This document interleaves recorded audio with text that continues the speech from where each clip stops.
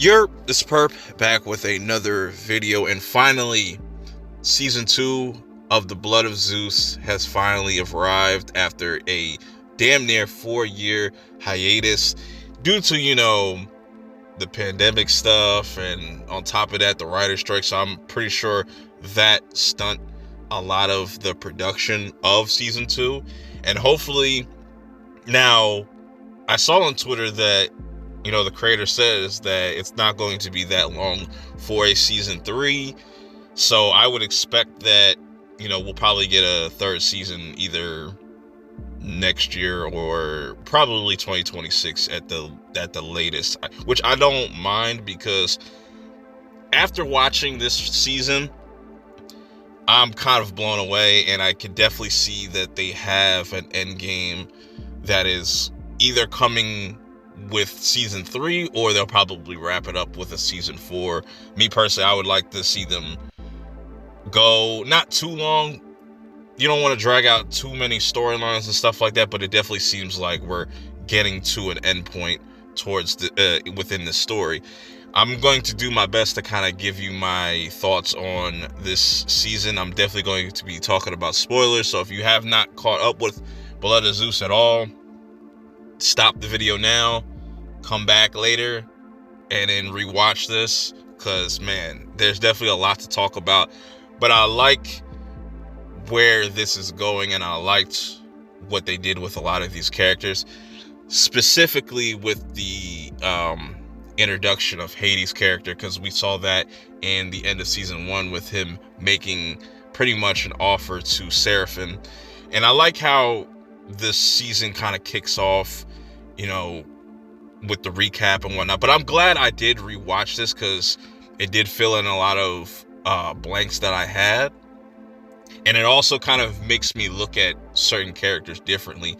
Like Hera, I don't blame her for how she reacted, because Zeus is definitely tripping. When you rewatch it, Zeus was trying to do a lot of things, make a lot of his wrongs right, but also burning a lot of bridges and doing a lot of just backdooring and stuff like that. It's really interesting. So the first 2 episodes kind of give you the perspective of Hades, because the first season didn't really involve Hades. They kind of mention his name. He's neutral, but he's been really planning behind the scenes. And forgive me if I don't remember her name. His love interest, he just wants to not be binded to the underworld anymore, and he knows the truth about Zeus, and he has that disdain for him, and he's doing everything that he can to kind of just get out of the situation just for the sake of love. And that's a reoccurring theme throughout this whole entire series from the beginning. But I like how they use a lot of scenes that we saw in season 1, but we see what Hades was trying to do behind the scenes, like setting out his shadow clones or whatever the fuck they were, his men, which that was fucking dope. Them just kind of being on some ninja shit, trying to break in to get this stone. I think it's called the Alith. I'm not going to try to even pronounce it, but it's an all-powerful stone, and it's the reason why Hades is where he's at and where Zeus is at. We find out about that. And we also get a lot more detail on their possible endgame. I'll get into that very shortly. But like I said, these first 2 episodes are really kind of just setting you up and letting you know what Hades has been doing. And once we get to episode 3, which is my favorite personal episode of the season, where Sarapin and Hades are kind of just talking, and Hades is trying to get Sarapin to get this stone, because he's the only one that has giant's blood, and Gaia, took this stone to this hidden realm, and only giants can, or Zeus can kind of go through this door. So he's kind of trying to use him to get this stone so he can accomplish what he wants to accomplish. But Sarapin is still my favorite character. He stands on business. He does not fuck with these gods at all. He's telling him, I don't care what you got going on. I don't want to be upon in you gods' plans anymore. And what I really liked about this season as well is we kind of see more of these different gods, and also we explore more of the underworld, where there's actually like this lake, and this water, it has the ability to make people completely forget about past memories and all that stuff. Really dope shit. But what makes Sarapin kind of lean more towards Hades is because of what they have in comparison as far as love. You know, Sarapin, before he ate of the flesh of the giant, which Hades pretty much was, he orchestrated that. And before Sarapin became that, he actually had like just a regular human life, and he fell in love with this priestess, and now her soul is trapped in the underworld and she's suffering. So Hades makes the deal saying like, look, I will end her suffering, but you're still gonna have to deal with shit down here if you help me do this. So these two form an alliance. On top of Demeanor getting involved as well, she doesn't really like Hades, but she can kind of use this opportunity to gain more power. This whole season is kind of focusing on that. Like, you have a lot of people fighting for Zeus's throne. You have Ares, that he feels like a bastard and anything shouldn't even step on to the throne, so he declares that he should be the one to take over Olympus. On the other side of things, you got Hera. She is kind of going through her redemption arc, because at the end of season 1, she sees that, you know, Zeus still cares about her, and they're also all dealing with the loss of Zeus. And I also like that Zeus has to still go through the process of the underworld, and just how the underworld kind of works and how they judge people. It's like going to court, and you get to see everything, every wrong that you did in your life and everything right that you did in your life. You get an opportunity to repent, which Sarapin doesn't. He wants nothing to do with these gods. He does not care. He's lost everything. So he's just kind of doing what he has to do to make sure the one that he loves is okay, is not suffering. That's all his goal is. But going back to Zeus, you know, everybody kind of dealing with the loss of him and paying their respects. Some people just still giving Zeus the side eye. They don't really care. They look at it as an opportunity for them. But I also like Heron's character in this, because I feel like he has really grown on me as a character, and he's just as dope as Sarapin, because he starts to kind of question himself and starts to lean on to what Sarapin told him, like, look at what these gods have done to us.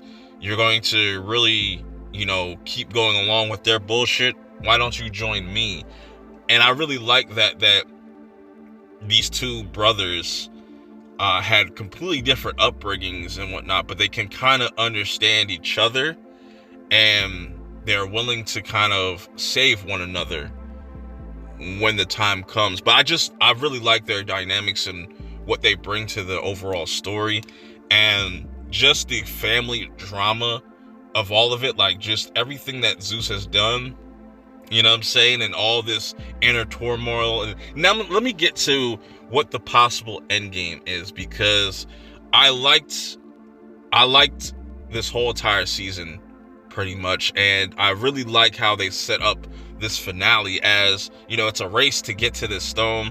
Gaia gives everybody an opportunity to pretty much prove themselves worthy of taking up the mantle. But then once the whole dust settles, you know what I'm saying, it's like Hades people clashing with Ares and the other gods, and just all these different factions are clashing for this one stone. And then once Heron finally gets the stone, he pretty much says like, look, I want to restore the balance. You know, Hades, you got to go back to the underworld. Everybody has to do their jobs, you know what I'm saying? But Hades, being Hades, he's like, no, I'm not doing this another time. Stabs Hera. And this pisses off Gaia, saying, you know what? None of y'all have learned. Goes down the line, like, Heron, like, this all started with you. Y'all are all way too emotional for this bullshit. None of you are worthy. So what ends up happening is Gaia calls on Typhon. And this is a being that was teased when Hades was kind of talking about there being something worse than the Titans and the Giants itself, and they don't even speak its name because it will give it power. So that's how the season 2 ends, with Typhon being released from its prison and stuff. So it's gonna be all out fucking war on all the gods, everybody. So it's gonna be dope to see how these characters are going to interact with this thing, or what strategy they're going to have to take it down. And that's why I feel like that's going to be their end game. Now, is season 3 going to be the final season?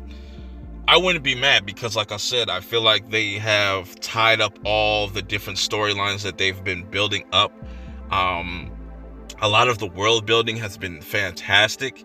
Just a lot of characters are able to kind of get some type of clarity, but also it's still moving the story forward. But I feel like we are definitely towards the end of this story. Who knows? I think this team, Powerhouse, and everybody that was involved with the series did a fantastic job, and this was definitely worth the wait. The animation, the music was top notch. I just really appreciate it. I wish that these episodes could be, or these seasons could be 10 episode seasons, because 8 feels short, but I don't feel like none of it feels fillery, or nothing felt unnecessary. Everything, felt like it needed to go the way that it needed to go. Overall, this season did the job that it needed to do. It got me hyped for season 3. I'm really curious to see where they're going to take Heron's character now. And, they are teasing a little, love thing going on between him and Alexia, which I'm glad they didn't go too crazy and just let that happen normally and just organically. You know what I'm saying? And I want to see how they're going to take down Typhon, or just what's going to happen next, or is this going to be their end game right here for the series? Let me know how you guys feel about this season. What were some of your favorite moments? Who were your favorite characters? How did you like this portrayal of Hades? Let me know your thoughts. Till next time, I will see y'all in the next one. Peace.